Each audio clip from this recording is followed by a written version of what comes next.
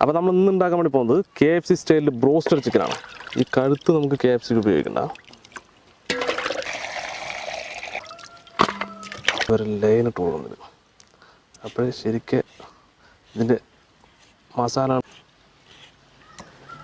ഒരു 300 ഗ്രാമോളം മതിയാവും. ഇത് കോൺഫ്ലവറാണ്. ഇനി കുറച്ച് ഗരം മസാല, മുളക് പൊടി, ഇനി കുറച്ച് മഞ്ഞൾപ്പൊടി, ഉപ്പ് പാകത്തിന് നല്ലപോലെ ഒന്ന് മിക്സ് ചെയ്തെടുക്കണം. ഇതിനകത്തിട്ട് കൊടുക്കാം. മിക്സ് ചെയ്ത് കൊടുക്കാം. മുട്ട ഒഴിക്കണം. മുട്ട വെളുത്തുള്ളി പേസ്റ്റാണത്. ഇത് ചെറിയ ഉള്ളി പേസ്റ്റാണ്. മിക്സ് ചെയ്തെടുക്കാം. നാരങ്ങ ഒഴിക്കണം. ഒരു അരമണിക്കൂർ നമുക്ക് ഇത് മൂടി വയ്ക്കാം. ഉരുളി വെച്ച് കൊടുക്കാം. ഓയിൽ വെച്ച് കൊടുക്കാം.